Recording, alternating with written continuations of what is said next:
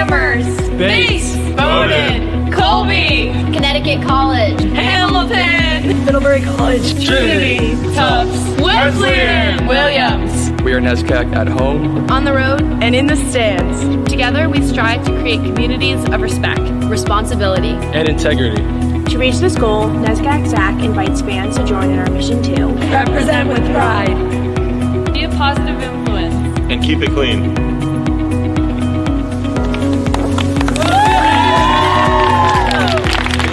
know your role, cheer for your team.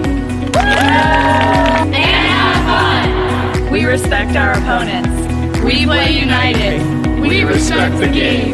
We are NESCAC.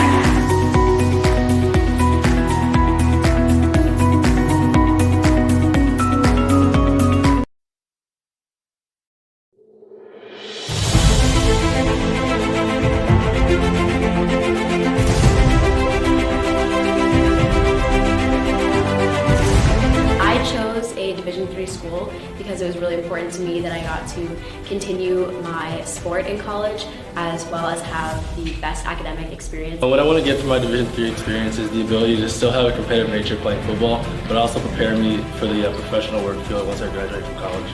An unexpected benefit has been that I've never had to say no to anything. I've been able to engage in all aspects of my community and play my sport in addition to pursuing something I'm extremely passionate about. A unique experience I've had is the ability to be able to interact with my friends and also play in a competitive conference. At the same time too, being able to engage myself into the greater community. Being a Division III student athlete has prepared me for the future because I've been able to interact with different parts of my campus in different ways, both alumni, faculty, staff, and students. I decided to go D3 because diving is important to my life and I wanted to keep doing that. However, I also wanted to have a good balance of athletics and academics. A Division III student athlete has allowed me to actually study abroad and really just expand my college experience in another country. D3 experience, I want to get a balance between academics and athletics where I can compete at both at a high level. I wanted to go to a smaller school environment and the NESCAC offered that for me. I knew I wanted to play sports, being able to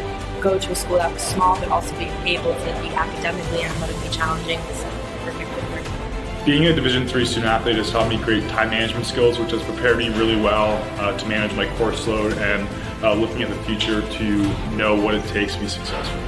My favorite part of being a Division III student athlete is the amount of community that comes with my team.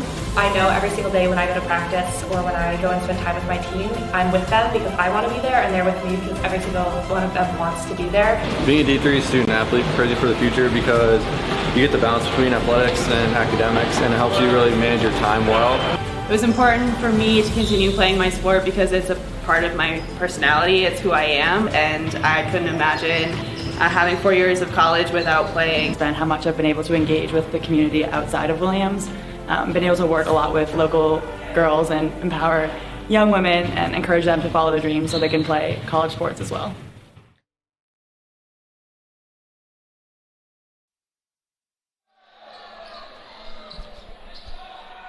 Ladies and gentlemen, good afternoon and welcome inside a rowdy and ready Siloé Gymnasium. It is the quarterfinals of the men's NESCAC Basketball Championships live on the Northeast Sports Network alongside producer Brendan McGinnis, Chris Grace with you. And it should be a really fun afternoon of hoops for you here in Middletown. If you don't know the backstory, well, to say it's been a historic campaign would be quite the understatement. The Cardinals, #1 seed in the NESCAC, of course, because they are unbeaten in NESCAC play. They are a perfect 24-0. They are a perfect 10-0 inside the NESCAC. And wouldn't you know it, a familiar foe has walked in to the Siloé Gym this afternoon as the Mammoths from Amherst are here to try to do something no one has been able to do in this 24-25 season, and that is get the best of the Cardinals. These two teams, as per usual, have met twice this year. Both double-digit victories for the Cardinals. Early January, they won here in convincing fashion 82-69, and then on the road they doubled up Amherst with a 72-60 victory in conference play on January 18th. However, don't let the records fool you. You see Amherst come in at 13-11, 4-6 in the NESCAC. They are playing their best basketball of the year as they had a must-win situation this past weekend. They took care of business, taking down both Middlebury, who they were battling for in the final spot, and then, of course, Little 3 rival Williams. And they did so in convincing fashion, dominating the Eafs on Senior Day in Western Mass last weekend. So the Mammoths have won their last 2. The Cardinals have won their last 24. Someone's season, well, Wesleyan season will go on regardless, but for Amherst, if they want their season to continue past today, they've got to play their best 40 minutes of the year. We're a little over a minute out away from tip-off, which will give me an opportunity to tell you that you can get all of your NESCAC championship gear by heading to NESCAC.com, on sale right now. T-shirts and alike, anything you want, you can find at NESCAC.com. And as always, you can watch the games on your favorite streaming device. Just search for the NESCAC app. Available on Roku, on any streaming platform, any smart TV, you can find the NESCAC app. A great way to follow your favorite NESCAC teams. But for now, it's all going to be settled on the court. We are moments away from Little 3 action in the postseason.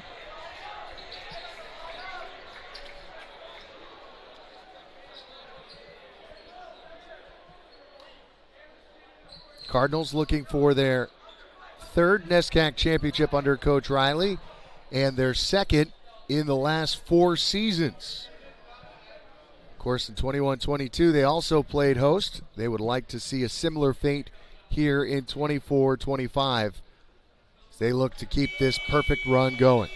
But now we're going to step aside as we honor America, and then it's Amherst and Wesleyan NESCAC quarterfinal basketball action live on the Northeast Sports Network. We'll bring you the starting lineups, but first, we will pause for the playing of our national anthem.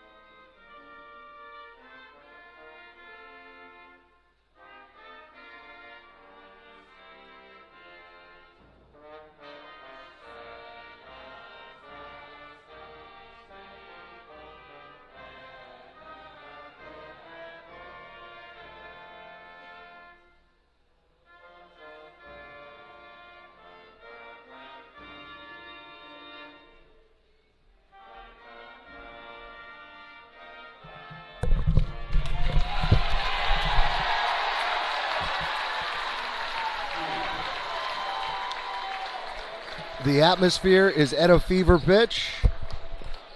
No surprise to anyone who has followed this Cardinal team throughout this season. Will be a full house inside the Siloé Gymnasium to take this one in.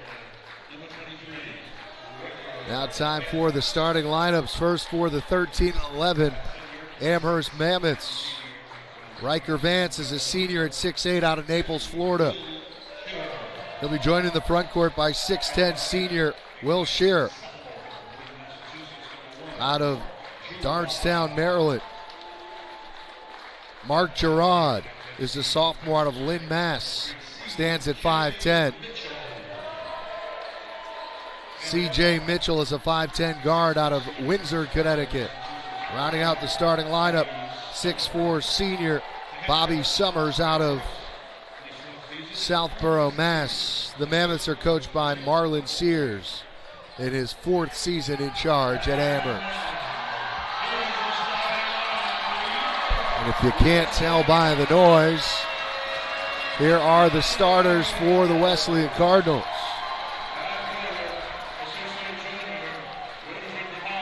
.6'8" junior out of Vermont, Fritz Hauser.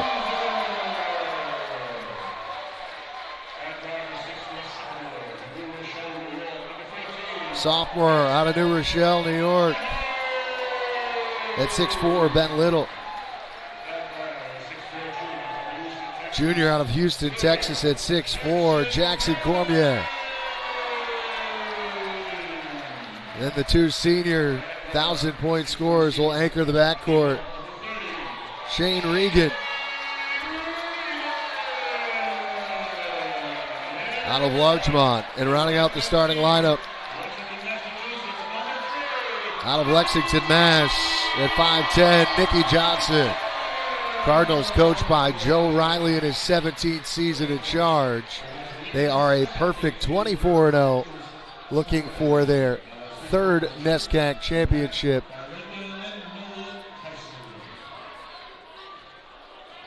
And all but guaranteed their 5th NCAA tournament appearance under Coach Riley. Mammoths wearing the black jerseys with white trim, white numbers and purple trim. Cardinals in the silver jerseys with red numerals and black trim. Hauser and Shearer will match up. Big factor is going to be how the Cardinals can handle the size advantage from Amherst. Tip controlled by Nikki Johnson. We're underway. Wesleyan with the basketball, moving from left to right on your NSN screen. Johnson hands off to Little.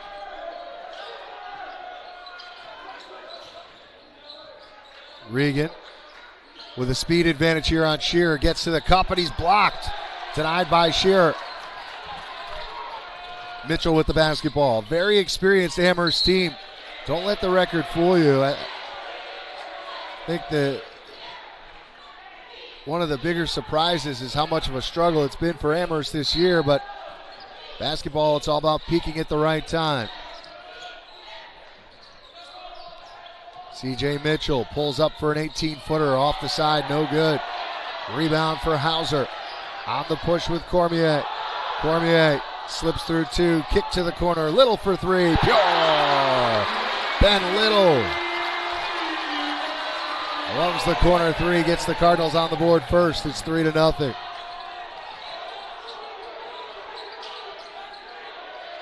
Shearer for Vance. Now Summers. Mammoth start 4 seniors. A lot of experience. Summers. A long 3-ball is good. Mark Gerard ties the score at 3. And he can get heated up quickly.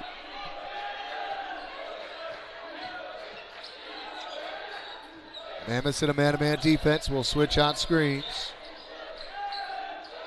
Cormier finds Nikki Johnson. Leaves it for Little, who goes up and scores. Count the basket and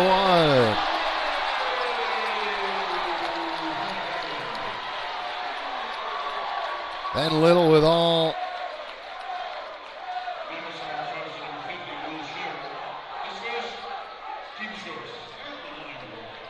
Little with all 5 points. A terrific atmosphere for a Saturday afternoon. Free throw rattles out. Shearer was called for the foul. Shearer, a guy that struggles to stay out of foul trouble, so that could be big. Early foul on the 6'10" senior. Really the emotional leader for this team. Riker Vance, turn around, too strong. Nikki Johnson with the long rebound. Leaves it with Regan, walks into a three, short, follows his miss, keeps it alive for Johnson. Extra pass, Hauser for three. Side iron, no. Shearer with the board.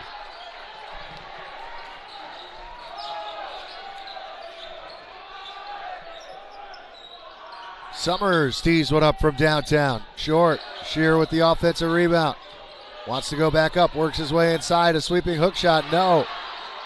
And nicely saved by Mitchell. Keeps it alive for Summers, who's stripped by Johnson, and Cormier comes away with it. Frantic pace early on.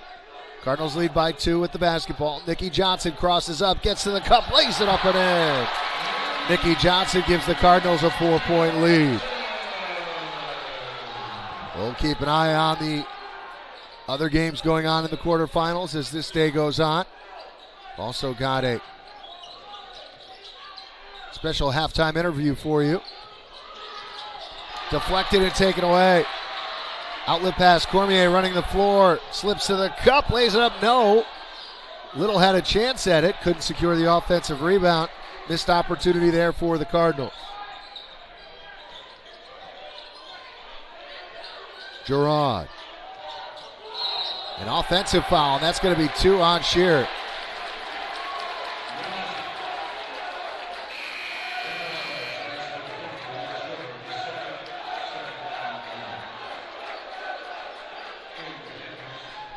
So we mentioned Shearer struggling with foul trouble, and immediately he's got 2. Amherst will go to the bench. They'll make 3 changes.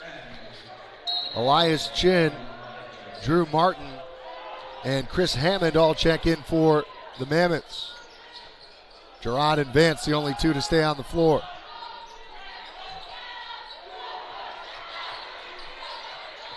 Hauser.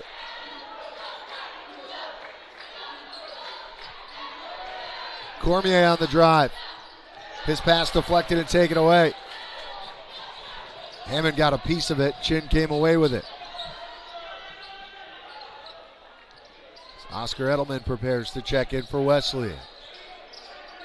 Both teams pretty deep. Just over 4 minutes in. Shot clock at 10 for Amherst. Gerard throws up a runner from the foul line, short, tip up. Last touch by Amherst, Wesleyan basketball. Oscar Edelman will check in, replacing Fritz Hauser.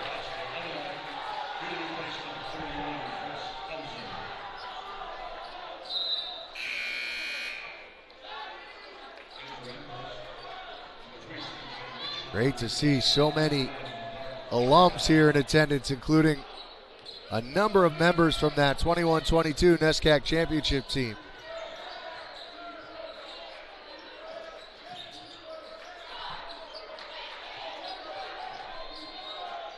Johnson pulls up for 3 and rattles it home. Nikki Johnson has 5 points, and the Cardinals' lead is 7. The 2 previous matchups, Amherst found themselves in big holes early on. Hammond will fire from beyond the arc, and he knocks it home. That's a big shot for Amherst. Cormier. Regan on the drive. Edelman. Regan tried to skip it. It was taken away. Another live ball turnover for Wesleyan. Running the floor, Martin couldn't score. Vance with the offensive rebound. He scores and the foul. This is going to be a 40-minute game. I don't think there's any doubt about it. Don't let the records fool you.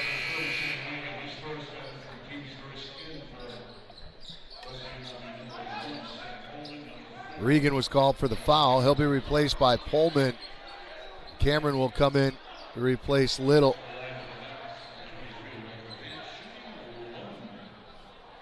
Riker Vance, the experienced senior at the line, trying to complete the 3-point play, and he splashes it home. The lead is 1.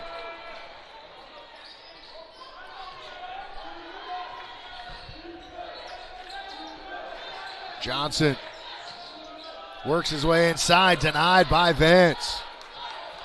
Great response by the Mammoths. Chin had it poked loose, but right into the corner for a clean look from three. Doesn't go for Hammond.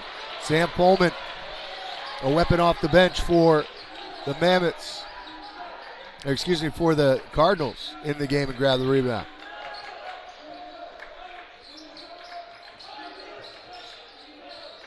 Johnson for three. Pure Nikki Johnson. 8 points to lead all scorers, and the Cardinals lead by 4.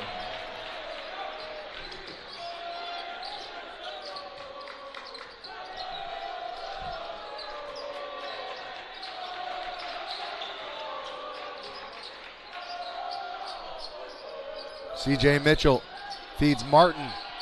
Turnaround is good. Drew Martin with a tough bucket inside. Cormier looking to post up. Now kick for Johnson. Cameron. Pullman. Johnson with 10 to shoot. Gets in the post to Oscar Edelman.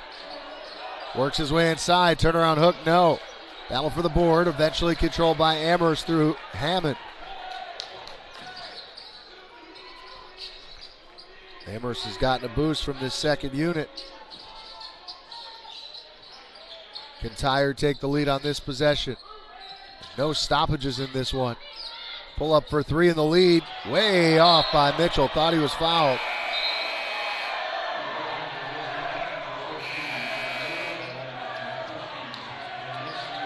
Walensky checks in for Johnson. Little back in for Cormier.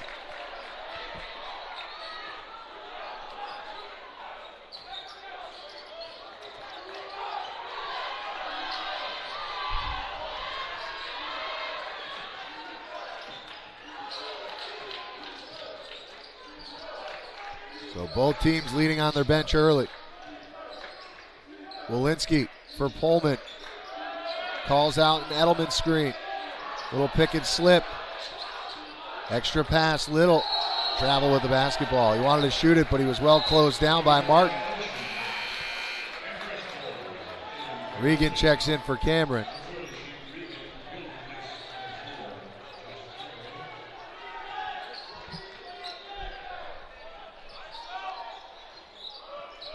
Two other games going on right now. We'll update you on those scores the next time out. One game scheduled for 4:30, Colby and Trinity.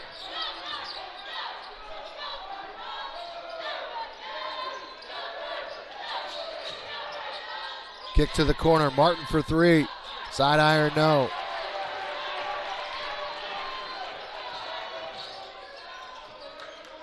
Get the feeling that Amherst has been in playoff mode since last weekend when they needed to win just to get into the NESCAC tournament.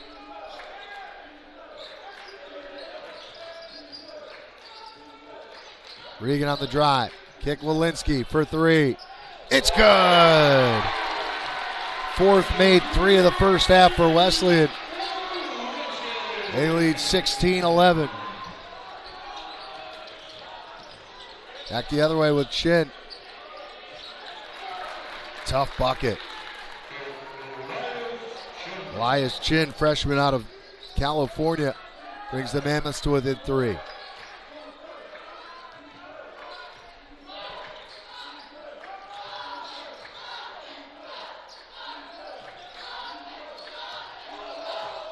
Regan, kick, Pullman for three.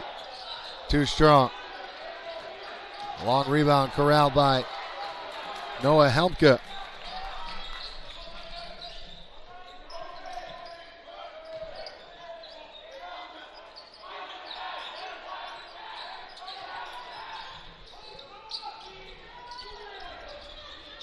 Chin, extra pass, Martin for three. Not there. Amherst getting some clean looks. Unable to take advantage of them. Edelman. Back for Regan.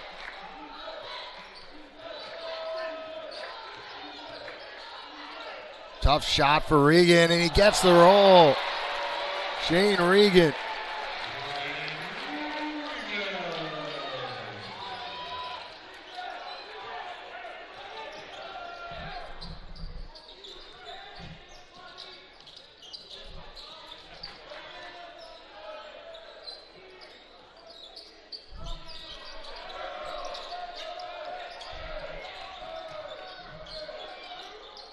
Martin with a turnaround for 2. Amherst cuts the lead to 3, 18-15. Inside 9.5 to go. Tough shot for Regan, in and out.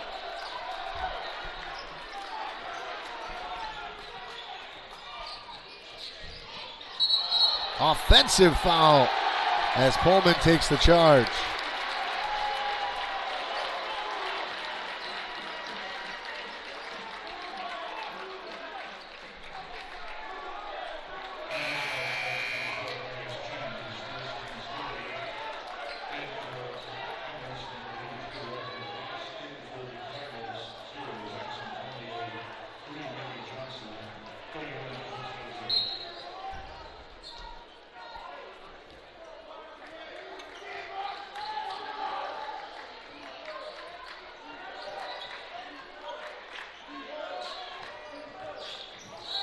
Offensive foul on Hauser on the handoff.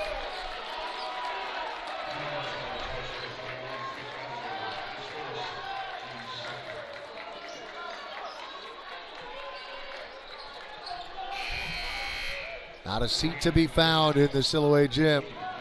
9:08 to go.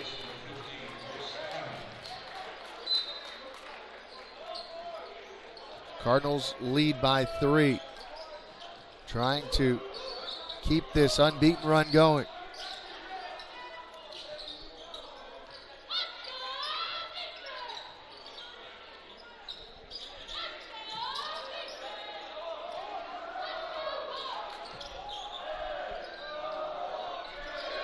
Shot clock at 7. Summers for 3, way short. It's an air ball.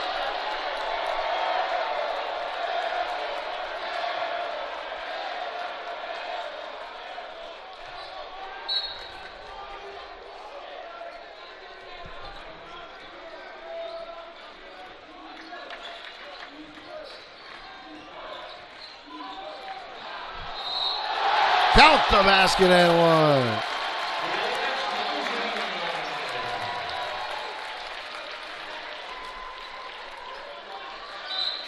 Fritz Hauser with a chance to complete the 3-point play. Foul is on Noah Helmke, his first, team's 4th.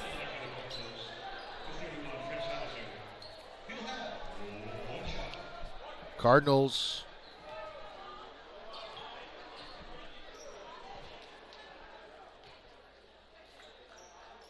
now lead by 6.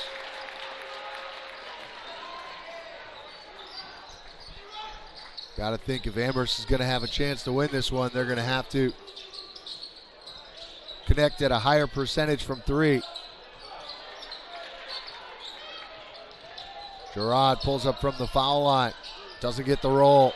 Rebound there for Cormier. Wants to push it.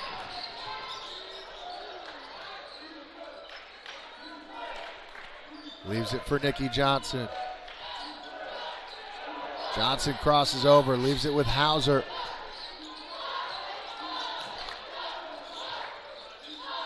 Regan will settle for a 3. Side iron, no.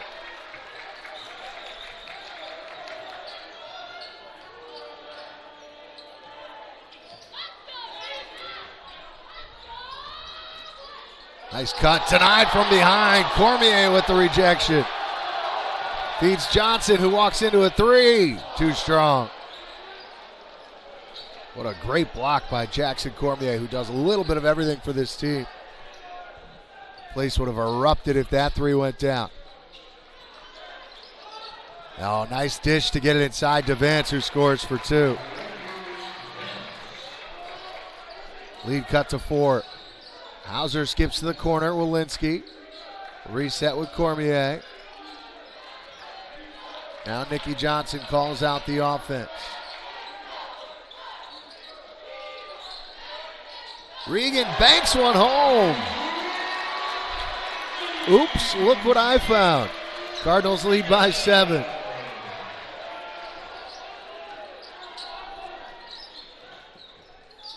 Their largest lead of the day. Chin trying to get it back into the post for Vance. Kick to the corner. Gerard for three. Short. Battle for the rebound.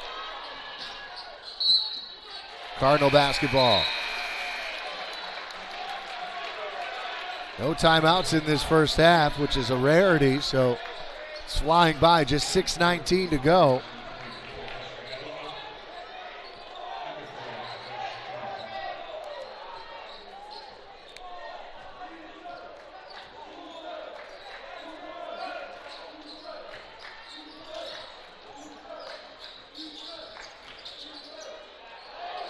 Tough finish, Jackson Cormier.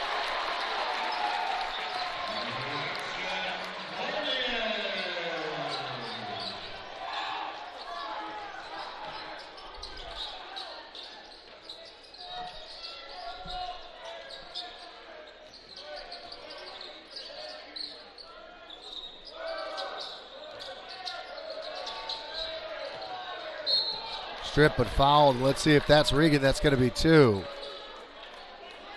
That is the second on Shane Regan. Cardinals be without their leading scorer, an emotional leader for, you would think, the rest of the first half now.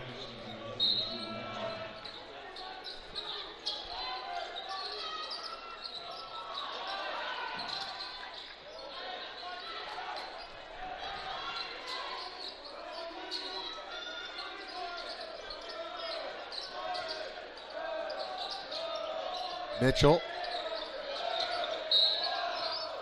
And a foul on Edelman for holding Vance in the block.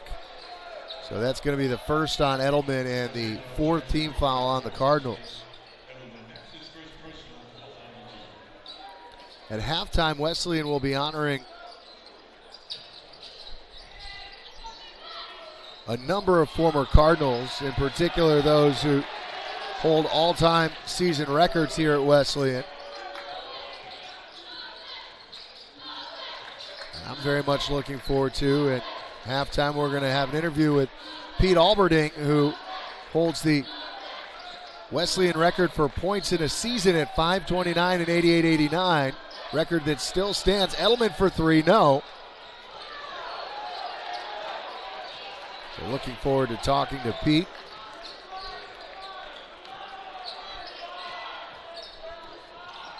Inside 5 minutes to go. Cardinals with a 9-point edge.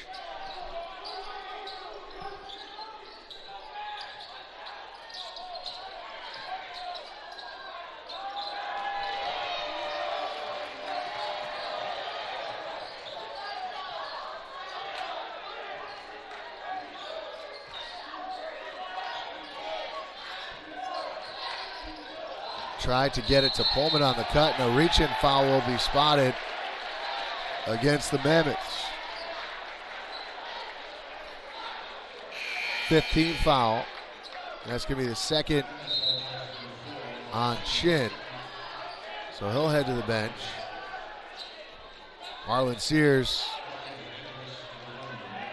does not agree with said call. Regan will check back in with 2 fouls for Wesleyan. He's going to have to be careful now.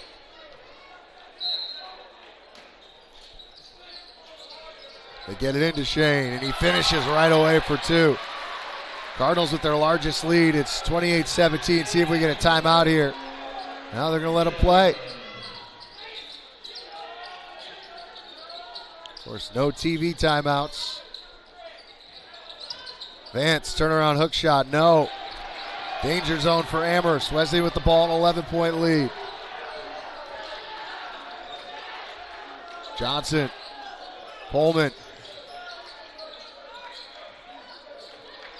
They'll reset. Johnson uses the Edelman screen. Back to Oscar. Regan dumps it in. Cameron can't finish, but he's fouled. That's going to be 2 free throws for Wesleyan. Standing room only in Middletown this afternoon. Great sports Saturday across the NESCAC.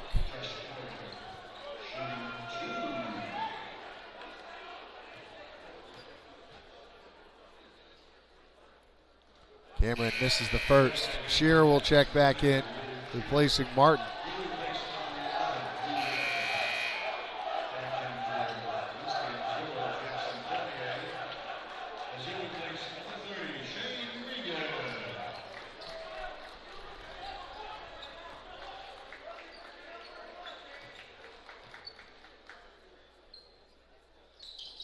Cameron splits the 2 free throws. Cardinals extend their largest lead. It's 29-17.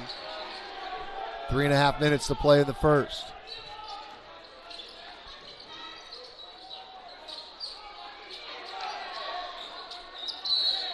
Of course, if Wesleyan were to win this game, they would host next weekend's semifinals and finals, which would be next Saturday and Sunday here in Middletown, but still a lot of basketball left to be played.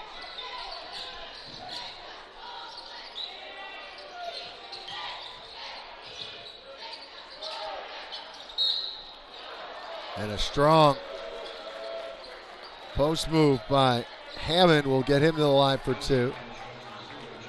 Jackson Cormier hit with his first, team 6th. So both teams will shoot free throws for the final 3:09 on any foul.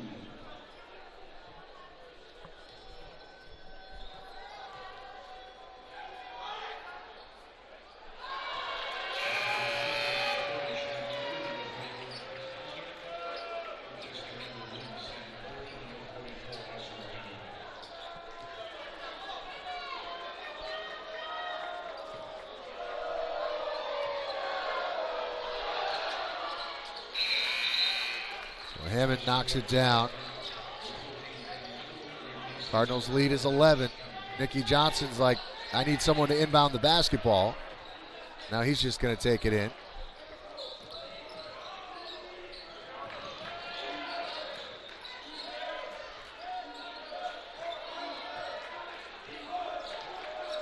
Hauser for Little. Regan will drive baseline. Back with Little, works his way inside, tough shot, goes home. Ben Little has 7 points, and the Cardinals' lead is 13.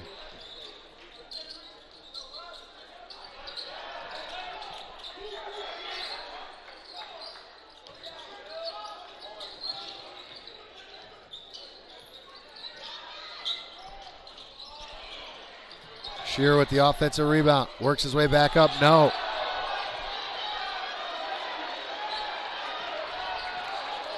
A lot of contact, but no whistle.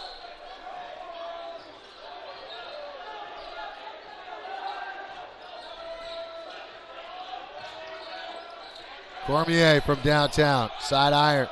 Shearer with the rebound for Amherst. 2 other NESCAC quarterfinal games going on right now. Tufts leading Williams by 13 in Medford. And late in the first half, Hamilton leading Connecticut College 28-17. So far, all the home seeds taking care of business.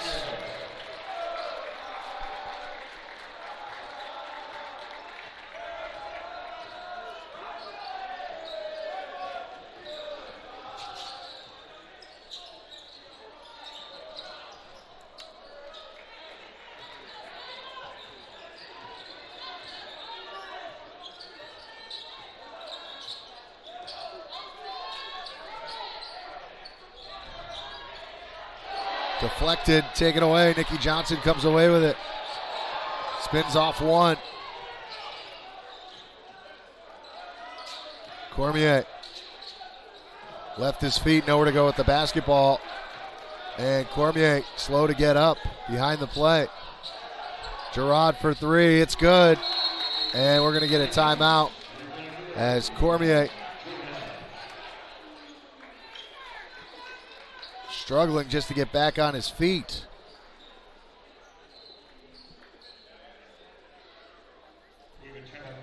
They attend to Cormier. We'll take a quick timeout. Be right back with 1:06 to play in the first half. This quarterfinal matchup.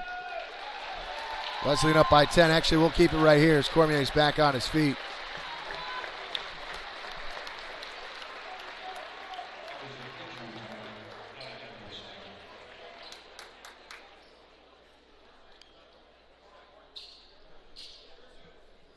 Cardinals need to get a player on the court for Cormier. Edelman will check in with 1:06 to go. So a rare time where both Edelman and Hauser are in the lineup for Wesleyan. It's a huge final minute plus here in the first half.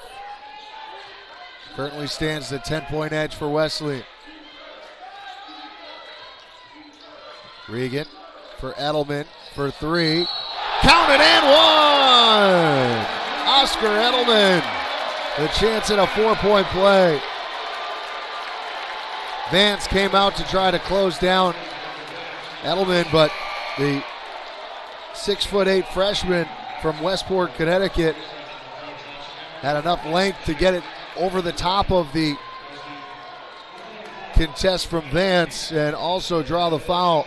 A huge play late in the first half.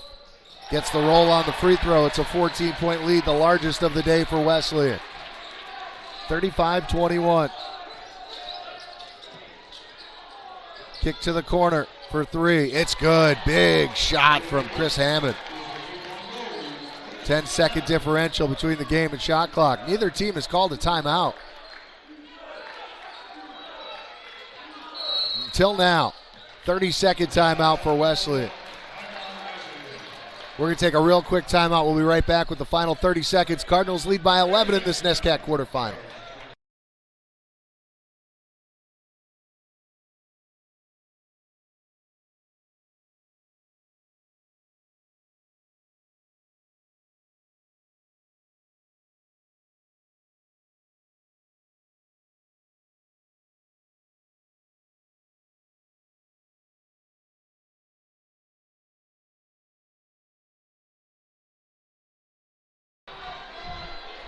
Chris Grace back with you at the Siloé Gymnasium. Quarterfinal action here in Middletown as the number one ranked, not just in the NESCAC, but in the nation, Wesleyan Cardinals lead by 11 over their Little Three rivals from Amherst. 12-second difference between the game and shot clock. Johnson, Cameron, Edelman, Hauser, and Little, the five on the floor for Wesleyan. Edelman shut down. Kick out for Hauser. Stripped and taken away. Shot clock off. Amherst can hold for the final shot.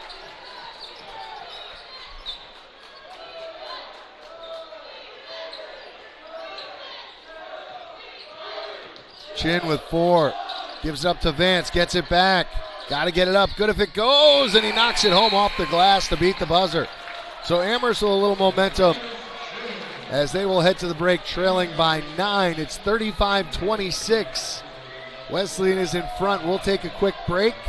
We come back. We'll get you some scores from around the NESCAC. And we will have a conversation with Wesleyan's single season scoring leader, Peter Alberting. We'll have all that for you and more when we come back. You're watching the NESCAC Men's Basketball Championships on the Northeast Sports Network.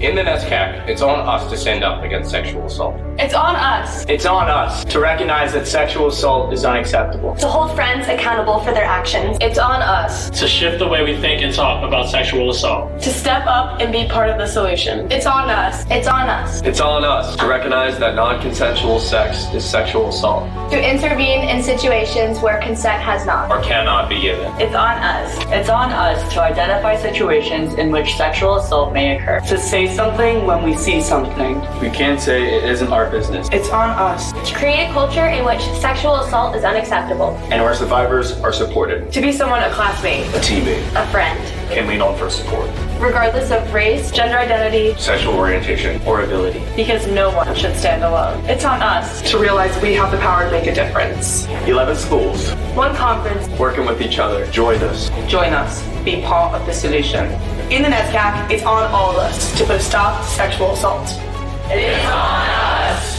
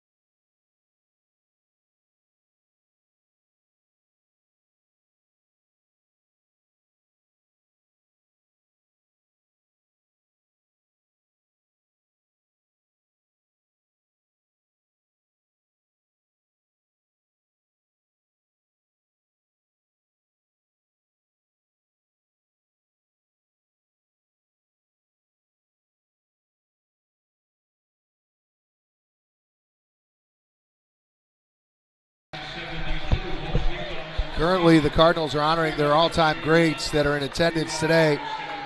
Peter Alberding, who we're going to talk to shortly, single-season point record holder with 529 and 88-89. Brooke Canales from 1988, most assists in a season. Jordan James, just a few years ago, all-time leader in field goal percentage shooting. And Joe Suma, assist per game leader in 71, averaging 6.85 assists per game. Cardinals also want to acknowledge those who are unable to join today. Jim Aiken, most rebounds in a season. Our good buddy Tobin Anderson, head coach of the Iona Gales, best three-point percentage. Jack Mackey, most threes made in a season. Jason Mendel, highest free throw shooting percentage. Greg Perizzi, most free throws made. Jimmy Shepard, most threes made per game. And John Worley, highest scoring average.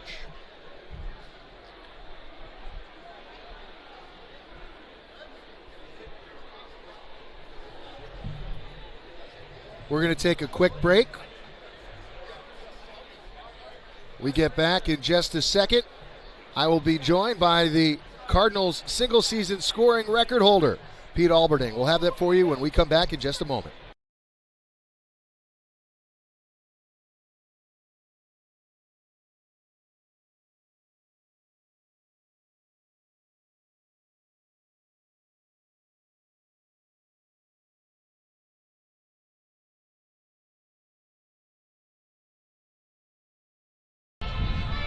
Welcome back inside the Siloé Gymnasium. At halftime, the Cardinals lead their quarterfinal matchup, 35-26 over Amherst, as the Cardinals look to keep this perfect run going.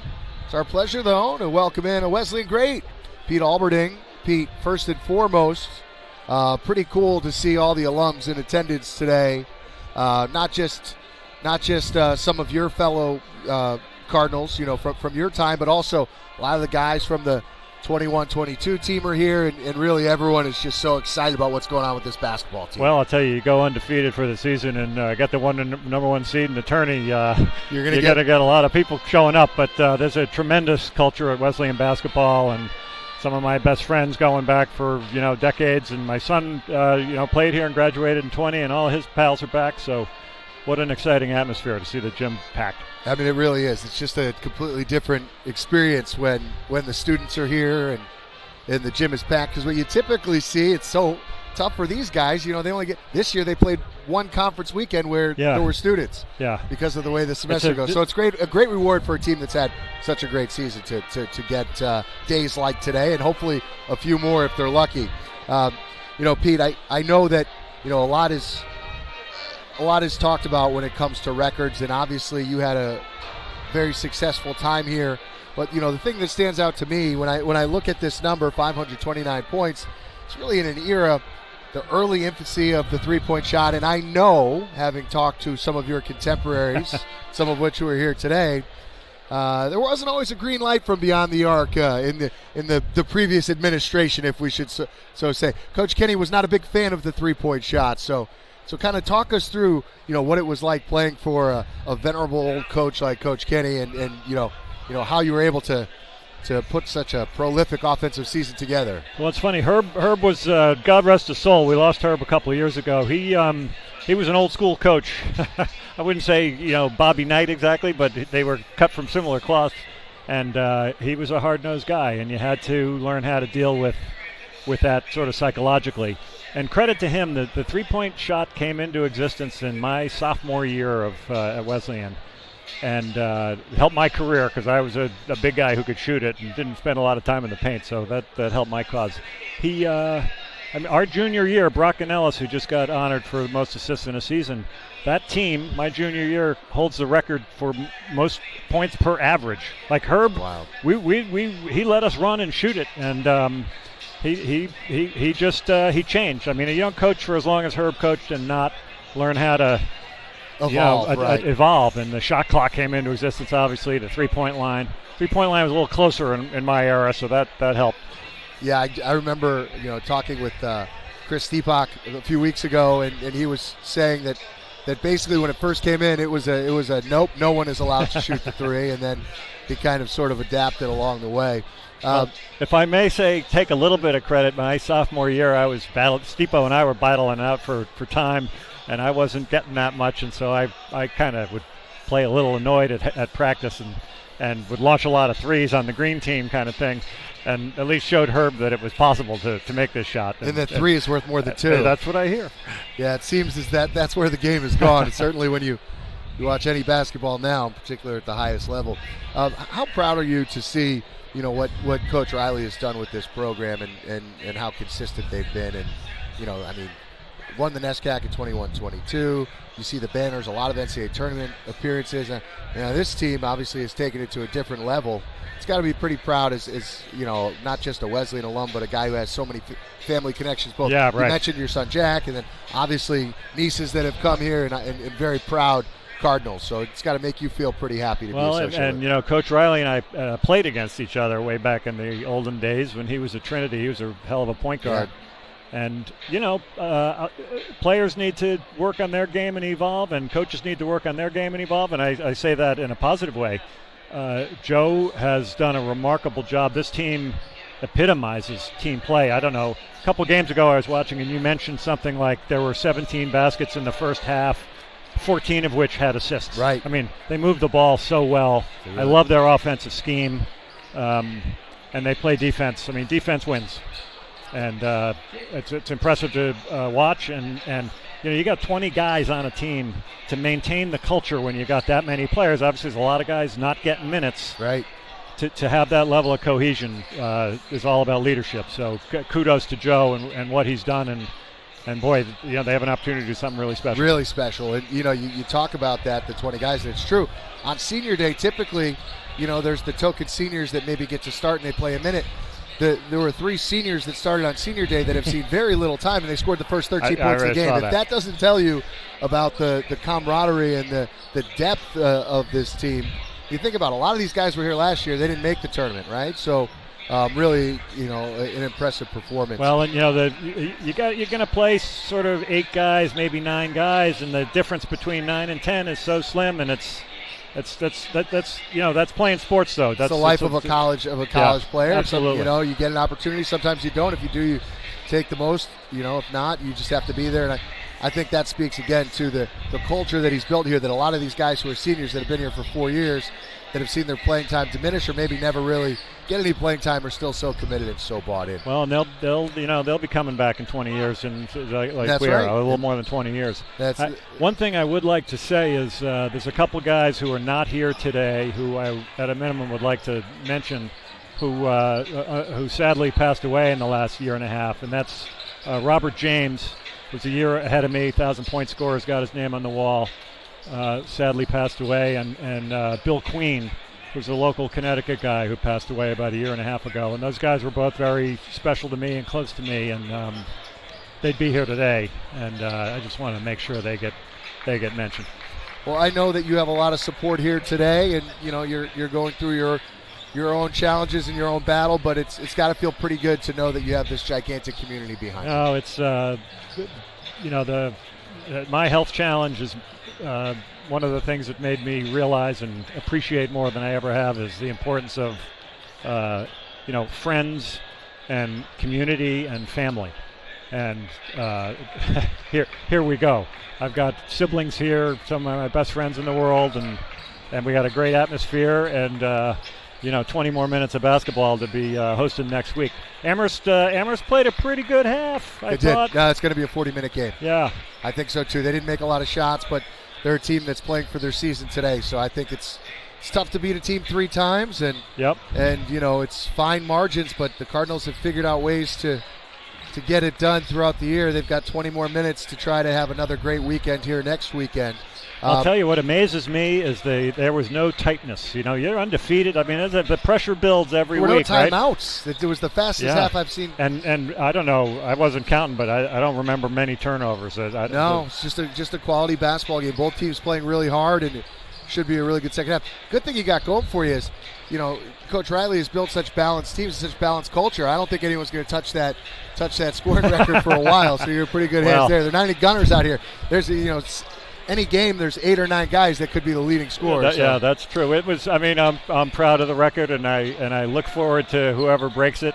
I do remember when I broke the record, I got a letter from a old family friend who was in the gym when John Worley, who was the prior record holder, who set it in like 1967 or something. Yeah. So it's a record that's been around. There's only been 2 people in the last 60 years or something. It's incredible. Yeah, class of 1966, John Worley, 25.7 points a game. Yeah.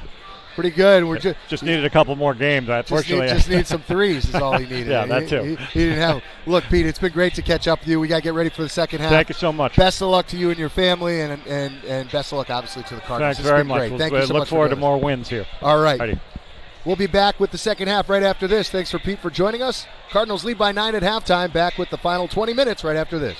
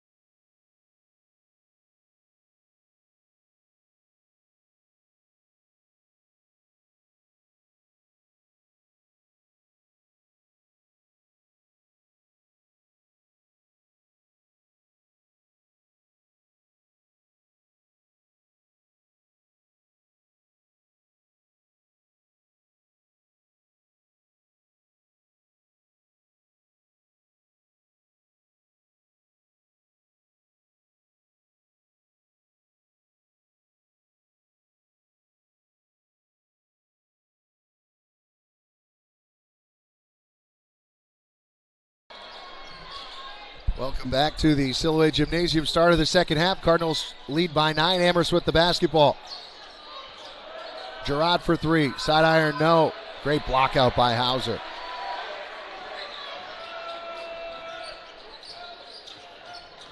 Regan puts one up, no. That half flew by, and so did halftime. I get a chance, I'll get you some scores from around the league. And first half stats, Nicky Johnson leading the way with 8 points for Wesleyan. Riker Vance is doing his part. He's got 7 now, and he'll get to the line to try to make it 8. Hammond had 7 off the bench for Amherst. Gerard with 6. And Vance now with 7. Make it 8 to lead the way for the Mammoths as they cut the deficit to 7. For Wesleyan, Nikki Johnson and Shane Regan with 8 and 7 points respectively. Ben Little also with 7. Looks like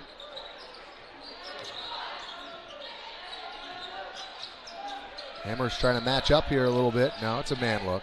Cormier, kick to Regan, left alone for 3. Pure! Shane Regan with a big shot.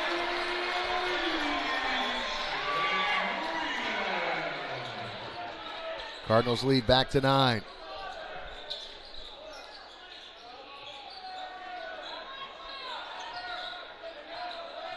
Gerard working on Johnson for Mitchell.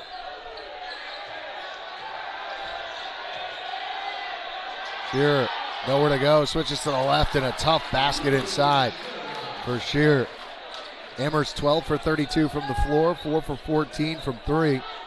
Cardinals 50% from the floor and 50% from 3. Just a 7-point lead though. Amherst doing a really good job rebounding the basketball.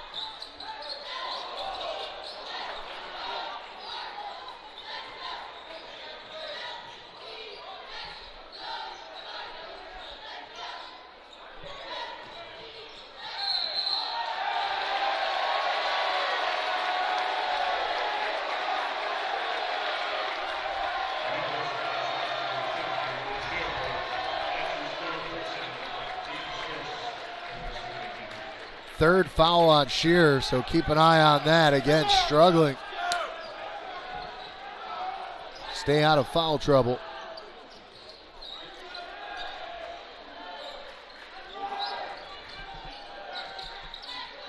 Nikki Johnson. Little, a lot of contact. He's fouled. Let's see who they get here. I think it's going to be Summers. It will be Summers, so that's his first.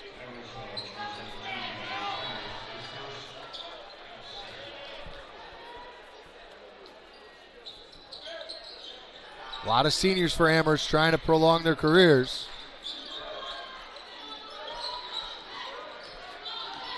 Little works his way inside, finds Johnson for 3, short. Little on the offensive glass, and he's blocked by Shearer. With 3 fouls, that's a big block. Gerard. Williams and Tufts has tightened up. It's now a 2-point lead for Tufts at the break. Gerard for 3, no. Shearer with the offensive rebound, he's fouled. Let's see what a difference when he's on the floor he can make. Cardinals just don't have anyone who can match up with him.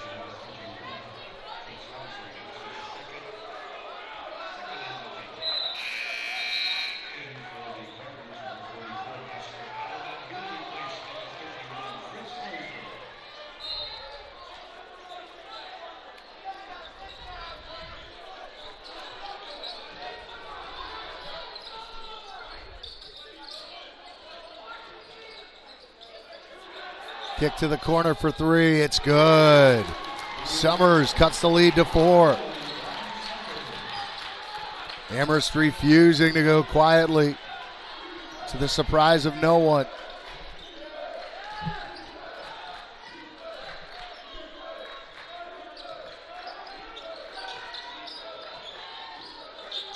Regan, Edelman, back for Shane for 3.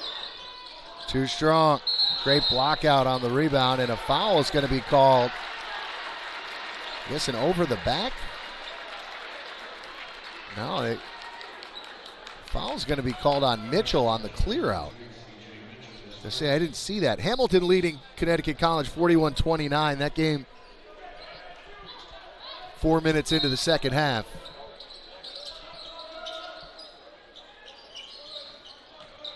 Cormier glides to the bucket for 2. Jackson Cormier. Cardinals looking to keep their perfect season going. And also, they would host the semifinals and finals next weekend here in Middletown. They haven't had many home games this year, but they have a chance Played quite a few very important home games in the next few weeks. Mitchell pulls up from the elbow, not there. Johnson grabs the rebound. Nicky gets it inside to Little on the reverse for two, and Little slaps the floor. He's fired up, and the Cardinal students are fired up. It's an 8-point game. Vance. Gotta think Amherst has to go back to Vance in the post. That's been a good option for them. Gerard almost lost it. Leaves it for Mitchell. Into Shearer, who lays it up and in. Cardinals do not have an answer inside for the combination of Shearer and Vance. Regan for Little, and they'll reset with Nicky Johnson.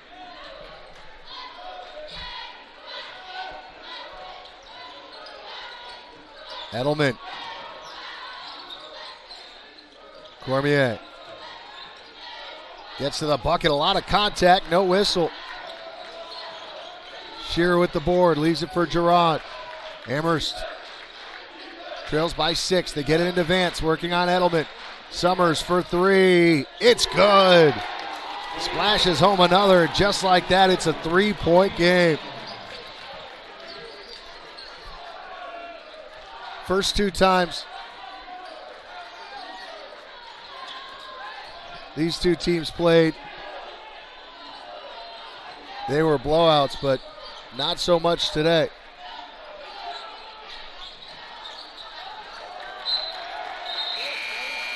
Out of bounds. Amherst basketball.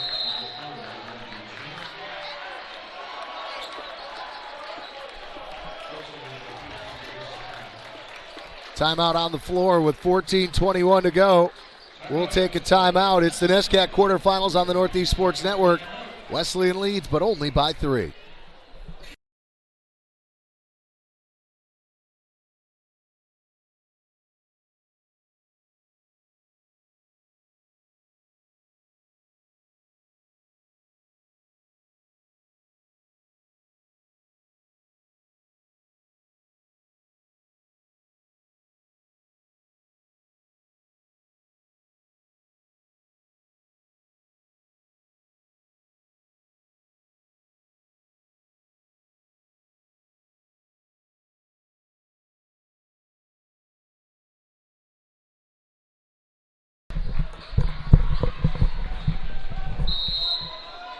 Chris Grace back with you on a Saturday afternoon in Middletown. Quarterfinal action. Amherst trying to keep their season alive, and in doing so spoil the perfect season of the Cardinals. 3rd time they've met this year. Hammond for Mitchell. Mitchell with a long 2. Not there. Little with the rebound. Mitchell still scoreless. Johnson. Oh, nice dish for Edelman, but the big fella couldn't corral it.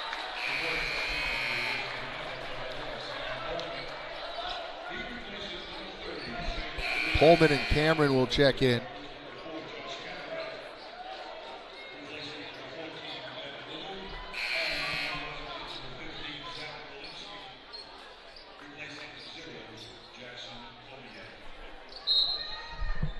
Both teams not afraid to lean on their bench. Chin.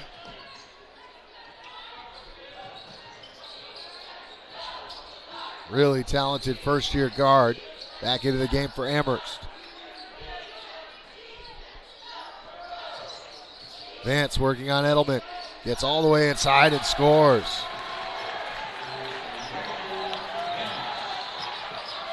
Well, the first 2 times these teams played earlier this year, Amherst went away from going inside because they trailed by so much. But that's really going to be their formula for success. That's where they can exploit the Cardinals. Pullman pulls up from the elbow and splashes it home. Sam Pullman with instant offense off the bench, reestablishing a 3-point lead for Wesleyan.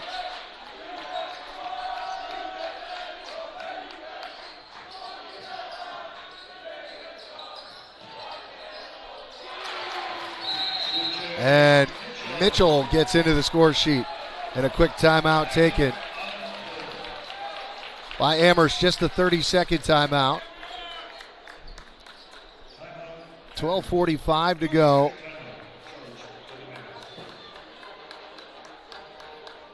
Hamilton leading Connecticut College 45-36 with 12 and a half minutes to play. Williams and Tufts just getting ready to start the second half. It's the Jumbos up by 2 on the Eves, 38-36.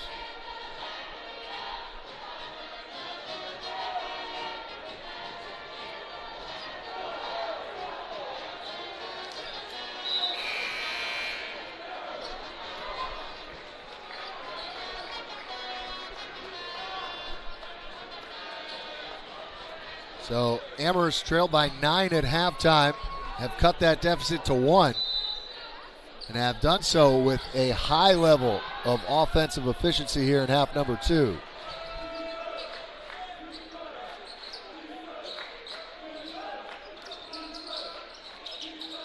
Coleman.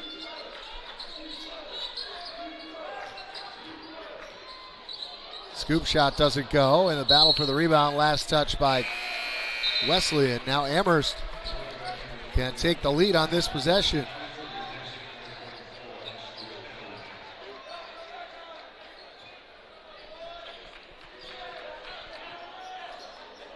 (44-43). Chin.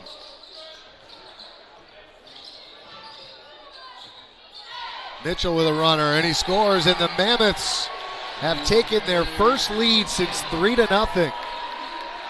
Excuse me, that might be their first lead of the game.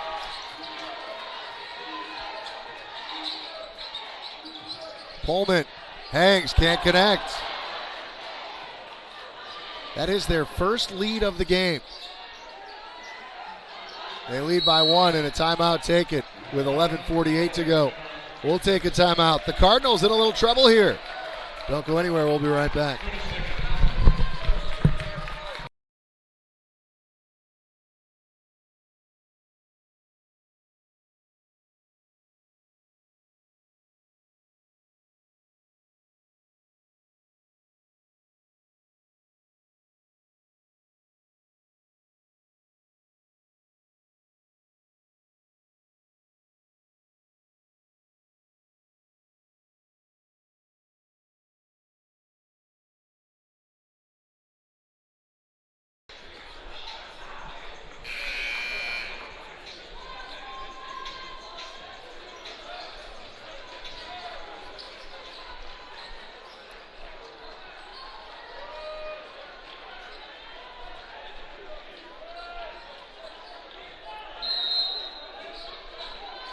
So Amherst,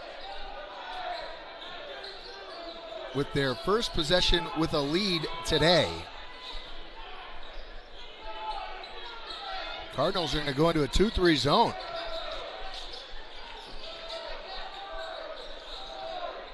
From the elbow, doesn't go. So Wesleyan steals the possession with a rare zone look. Regan for Pullman. Got to think the Cardinals need to get some of their leaders going offensively. Nothing coming easily, though. Cormier. Shot clock resetting it. Shouldn't have.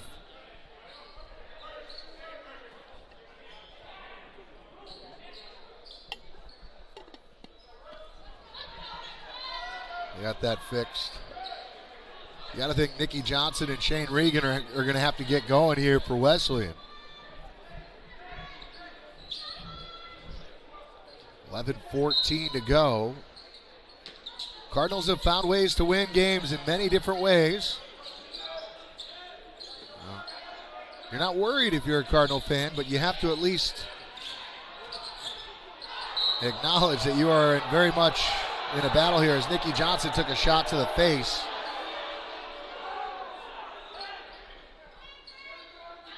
Looked like maybe he got poked in the eye. You never see Nikki leave a game like that.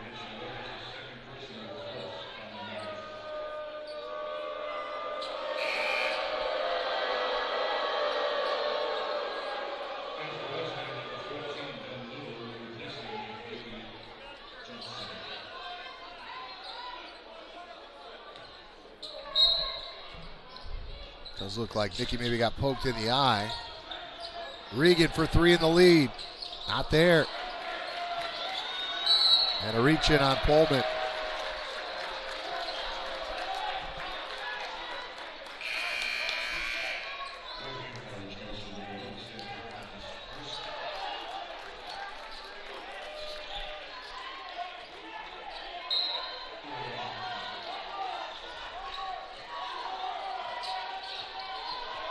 Amherst on a 19-9 run to start the second half, and that has completely quieted down this rambunctious crowd.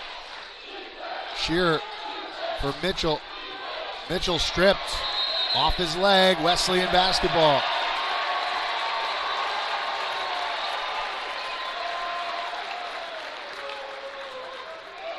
Eighth turnover for Amherst.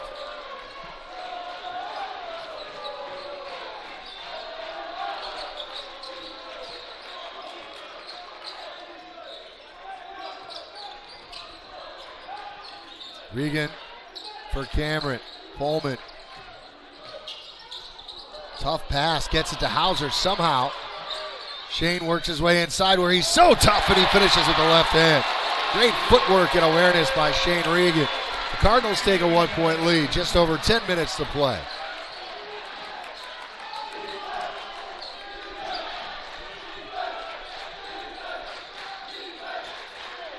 Mitchell for 3 in the lead. Side iron, no. Tipped out to Chin in a fresh 20 seconds for Amherst.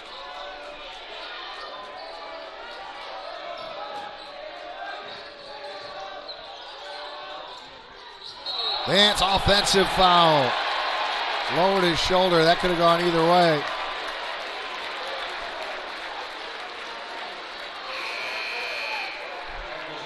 Second on Vance, 15 foul.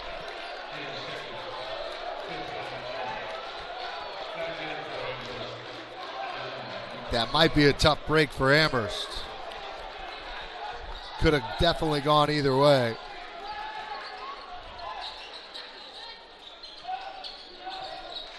Pullman. Regan on the drive. All the way to the cup. Lays it up, and he couldn't get the roll. And Shearer. He's going to get called for an offensive foul as he's completely out of control. He's got to be careful, or he's going to get teed up. And he pushed the guy behind the play and then just ran someone over.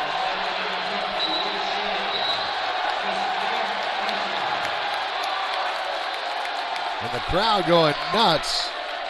That's the last thing Amherst needed earlier this year in the game. Shearer was teched up here.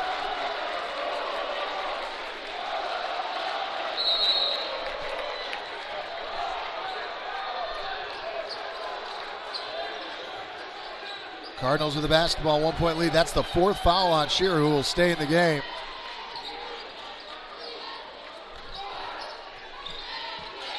Regan. He's got the matchup he wants. See if he can try to draw the 5th foul. And he does. No, they're going to get Chin on the grab.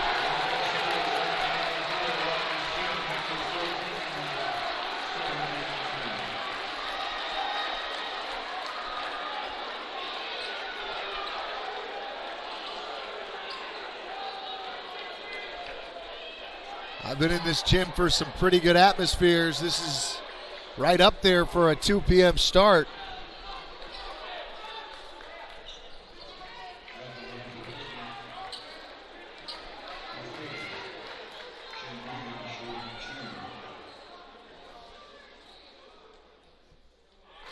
Regan hits the first.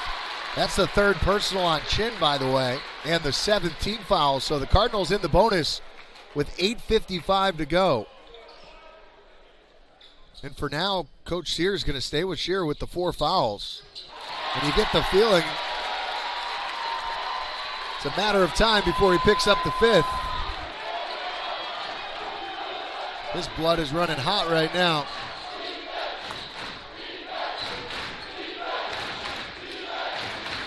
Listen to this crowd. Vance turns the corner. Offensive foul, and Shearer's out of the game. Boy, that was there for everyone to see. We saw it coming. Just couldn't control himself. And, honestly, I never ever want to tell someone how to coach a team, but you could see that coming.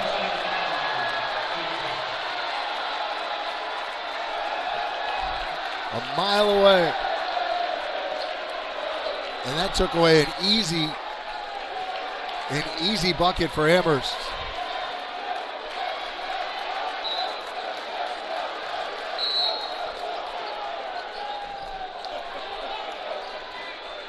.8:35 to go. Cardinals with a 3-point lead. Pullman deflected. No, last touch by Wesleyan.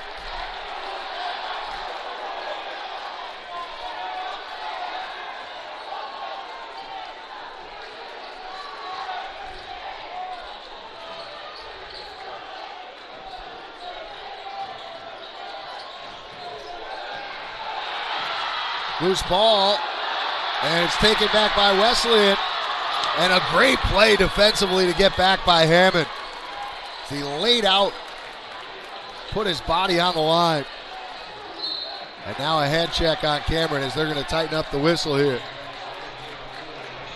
Second on Cameron, 5th team foul.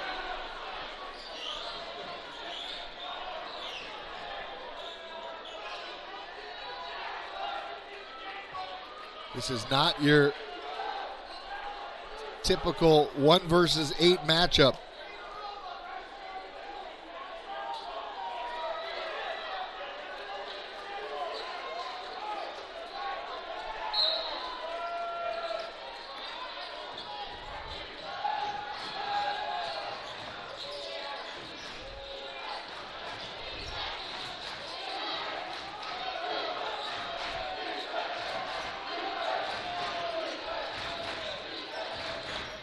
Summers, 4 to shoot, Chin.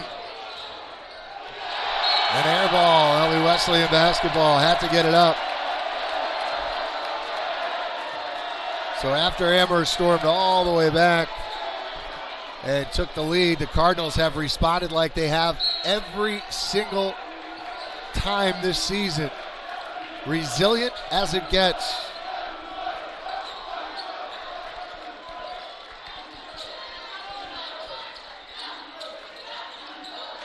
Cormier for Regan.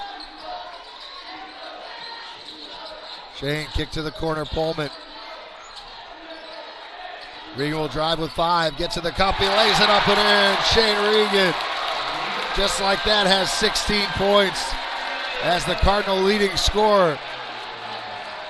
Gives the Cardinals a 5-point edge. Inside 7 minutes to go. Mitchell. Hammond for 3. Not there, and a foul on the rebounding action. Great position inside by Vance. Cormier will be called for the foul. Over in Medford, it's 49-49. Williams and Tufts in a battle. Hamilton leads Conn College by 9 late in the second half. Trinity and Colby later today. Great play out of bounds. Mitchell hits a long 2. And Amherst will take a timeout with 6:42 to go in regulation. It's Wesleyan 50, Amherst 47. There's no place you'd rather be than right here, and we'll be right back.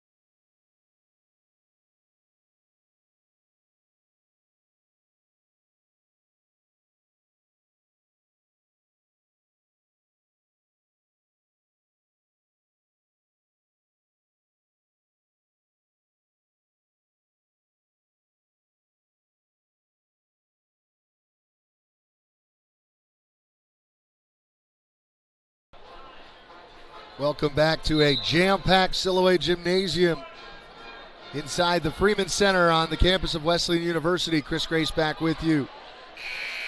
And we knew we were going to have a fun game. We knew it was going to be competitive, and we have gotten all that we expected and more, and there's still 6:42 left to go. Nikki Johnson still on the sidelines, just hasn't been able to get right after getting poked in the eye.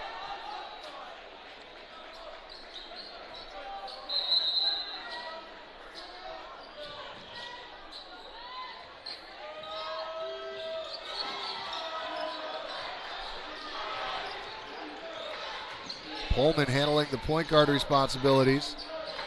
Regan has been the go-to guy here late, which has really been the narrative for the season.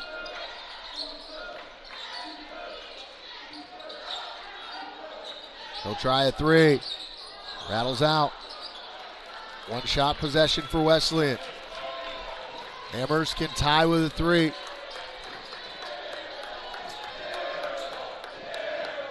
Chin working on Cormier.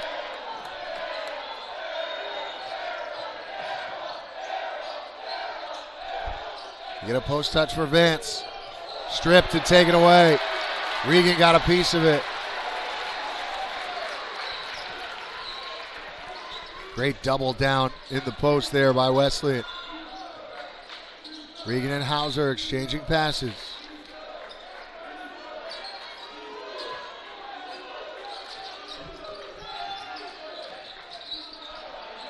Hauser, no. Pullman skies in for the offensive rebound. Keeps it alive for Cameron, and they'll reset with 15 to shoot. Regan finds a little seam, reverses and scores! Shane Regan, oh my! 52-47.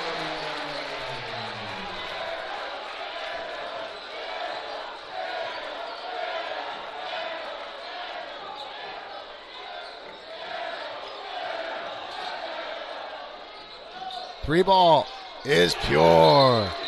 Timeout on the floor. Chris Hammond with a big shot as Amherst has really improved their outside shooting in the second half. 4:58 to go. Amherst now with just 2 timeouts remaining. We'll keep it right here.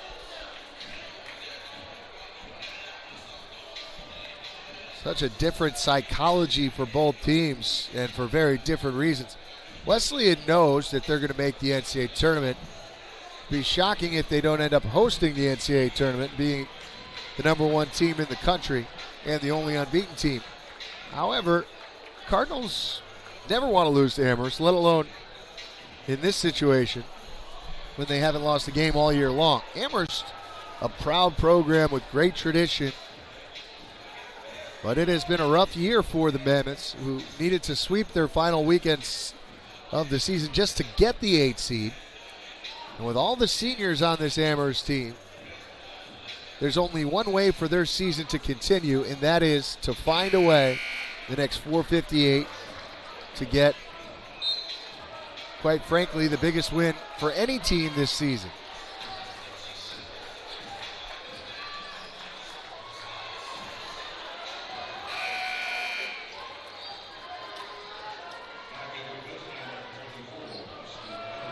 Oscar Edelman checks in for Wesleyan. Cardinals have shortened up their bench here in the second half, and Nikki Johnson continues to stay on the sideline.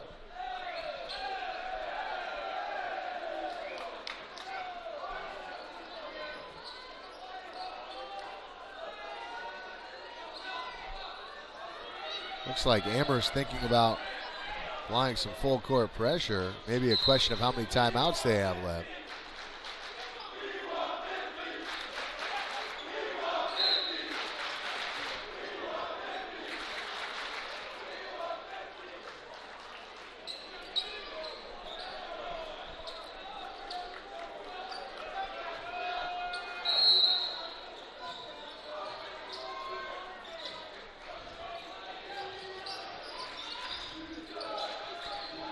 Pullman.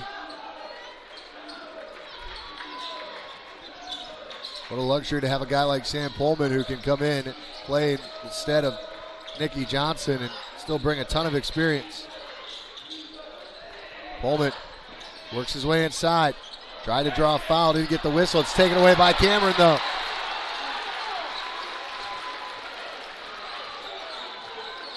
Regan pulls up from the foul line and connects. Shane Regan flexes to the sideline. The heart and soul of this team. Mitchell gets it into Vance. Stripped and fouled.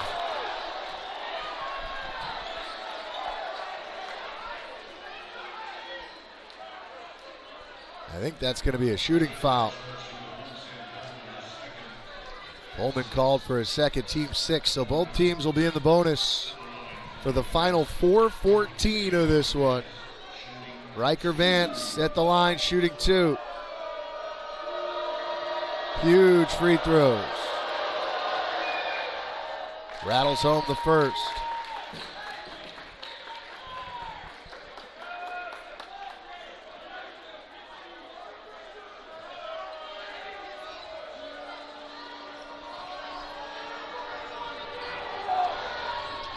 Strong on the second. Cormier skies in for the rebound. 3-point game. We head to the final 4 minutes. Regan drives. Doesn't get the roll. Gets his own miss. Puts it back up and one! Oh my! Shane Regan. 15 second half points. Foul is on Riker Vance, his third. Regan didn't watch to see if that layup was going to go down. He was there to grab the offensive rebound, put it back up and in.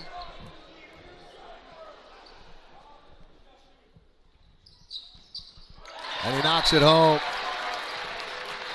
And the Cardinals are going to take a timeout, a full timeout. What an atmosphere here in Middletown. We'll take a quick timeout. We'll be right back. Cardinals lead by 6 with 4 minutes left.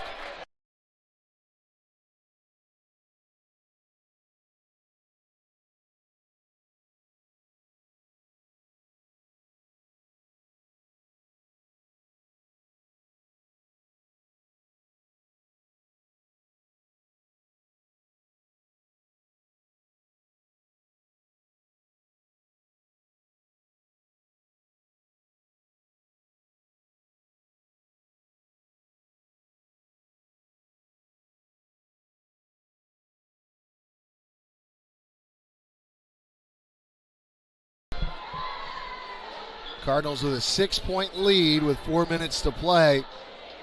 Take a peek around the NESCAC, and Williams leading tough 61-59. Inside 8 minutes to go in that one.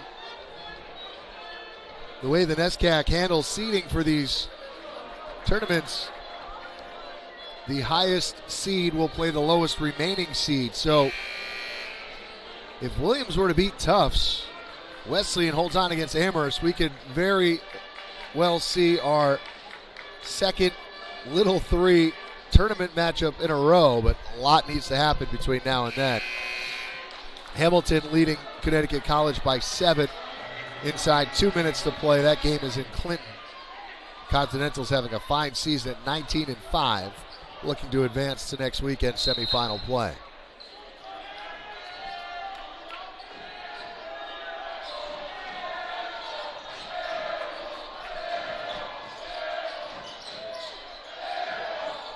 Chin for Martin. Trying to get it into Vance. Summers. Mitchell for 3. Big shot, and he gets the friendliest of rolls. Boy, do they need that. Mitchell with his first 3, and it could not have come at a better time for the Mammoths. They cut it to 3 with 3.5 to play. Hauser forces it up with the left. No. Chin comes away with it.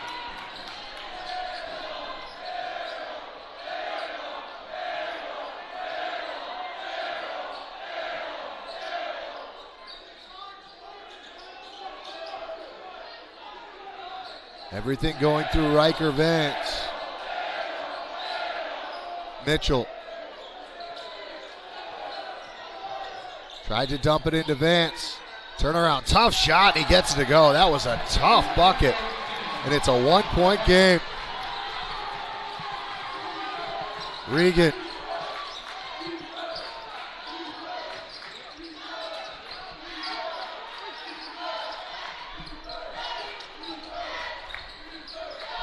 Cormier.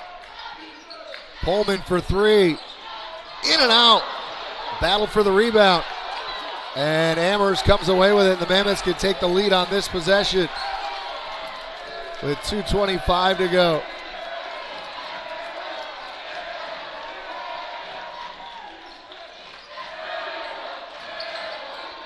Will they go back inside to Vance? Mitchell throws up a floater, short.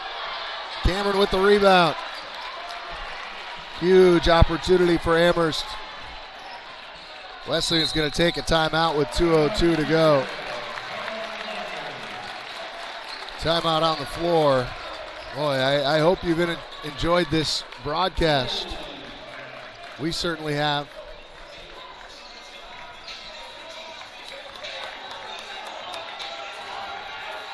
Put these little three teams together, you never know what you're going to get. But more times than not, it comes down to the wire. And well, the first two meetings were pretty comprehensive wins for Wesleyan. Just about anyone I talked to in the gym today felt like today was going to be different, and that's what we've seen. Well, Mitchell had a rough first half. He's got 9 second half points. Riker Vance with 13 for Amherst. It's been pretty much all Shane Regan for Wesleyan. He's got 23 of their 57, and they've been playing the bulk of the second half without their senior leader, Nikki Johnson.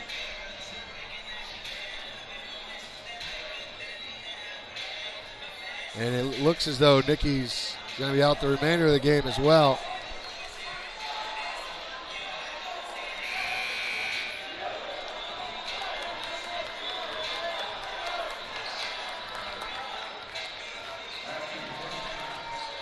Cardinals bring Edelman back into the game.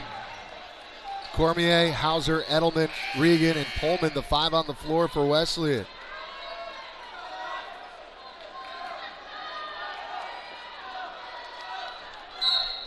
Each team with 2 timeouts remaining.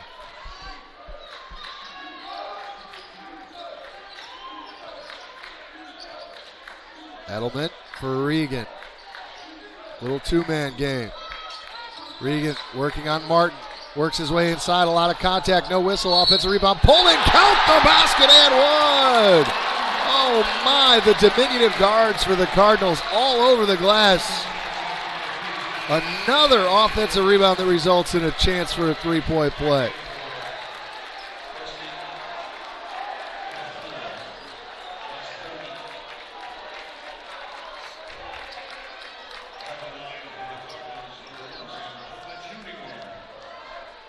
Sam Pullman with a big free throw here. This would make it a 2-possession game.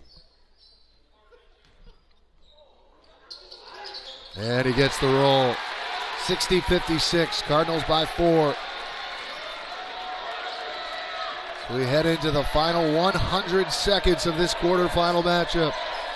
Chin for Mitchell.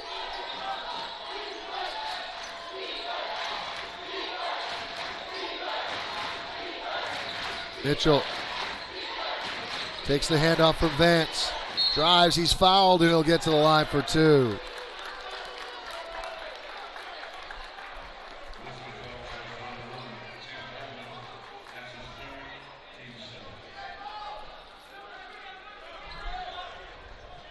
Pullman hit with his third, 7th team foul.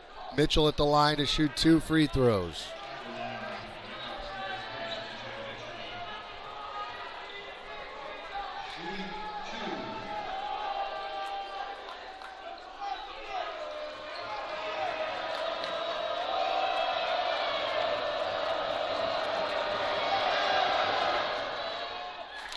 Calmly splashes home the first.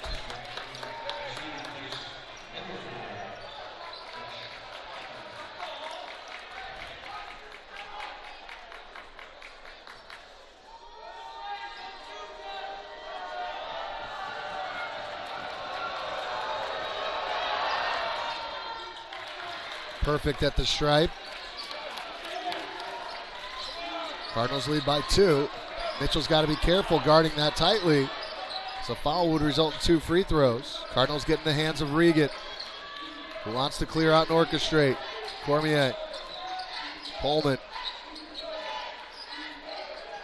Regan with 10. Pullman. Regan with 5, got to go. He's going to shoot a 3. Not there. Battle on the rebound. Rebounded by Amherst with 53 seconds left. They can tie or take the lead with a 3.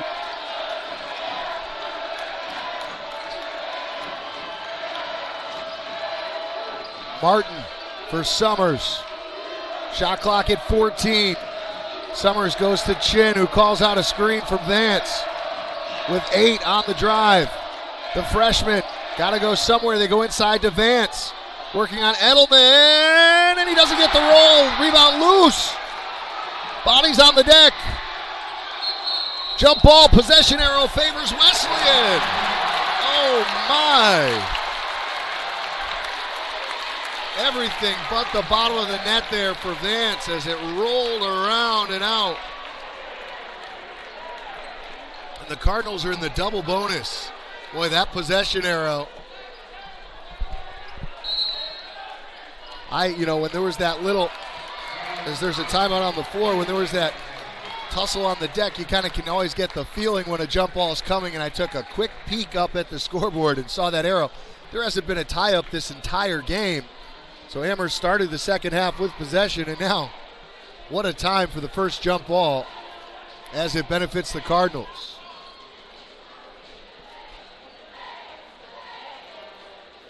Full credit to the Mammoths, who have been up to the challenge here in a raucous atmosphere this afternoon. 19.6 seconds left. Wesleyan leads by 2.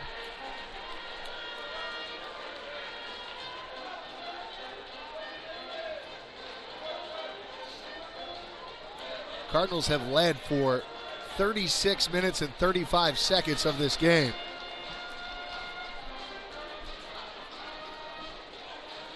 Now it's going to come down to execution and more than likely foul shooting.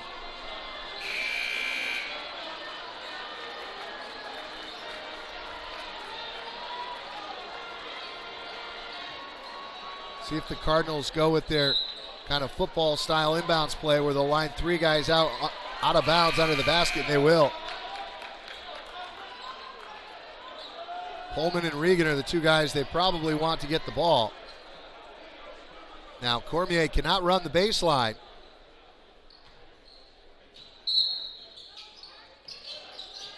They get it into Regan, and he's quickly fouled.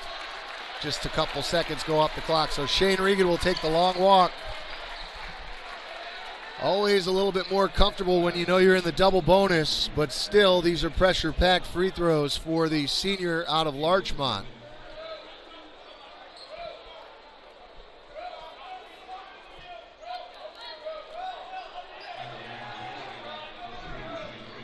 Regan's got 16 second half points.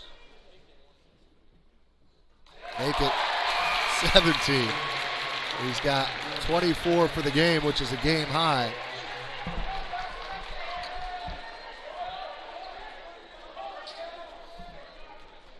This is the big one.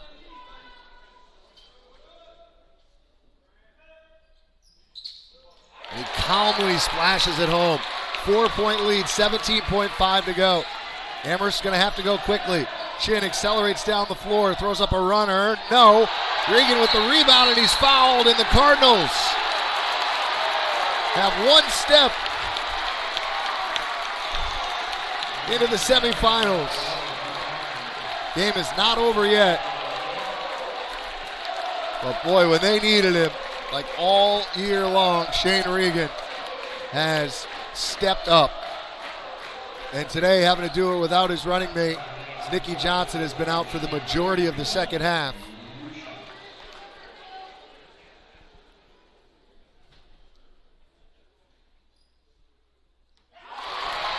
Now, regardless of what happens with this free throw, it will be a 2-possession game. Amherst still has 2 timeouts remaining. So they're going to have to rush it down the floor and hit a three. Regan hits them both.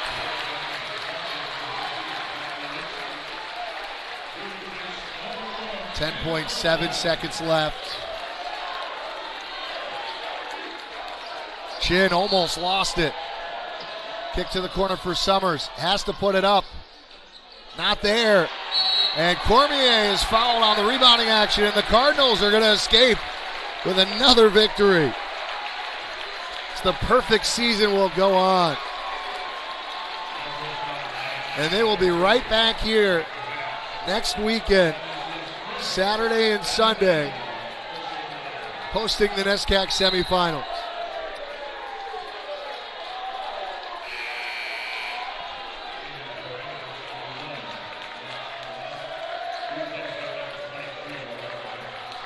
What a performance as Riker Vance fouls out, and the senior who had a heck of a night more than likely has played his last minutes for Amherst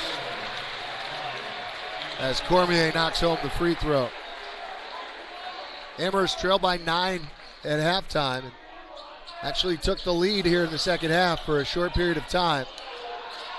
As that three-quarter court shot doesn't go, and the Cardinals take down Amherst for the third time this year, 65-58.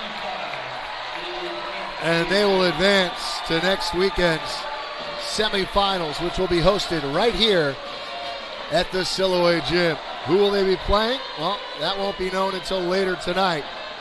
But one thing's for sure, the Cardinals' perfect season goes on as they improve to 25-0, and Amherst will end their year at 13-12. Well, selfishly, those of you who know me through the years calling these games, there's no place I'd rather be than the Siloé Gym next weekend. But unfortunately, I will not be there. You will be in good hands, and I look forward to being with you when the Cardinals are hosting the NCAA tournament in a few weeks. Best of luck to the Cardinals next weekend, and congratulations to both teams on a fantastic competition here this afternoon. For producer Brendan McGinnis, I'm Chris Grace. Final score, Wesleyan 65 and Amherst 58.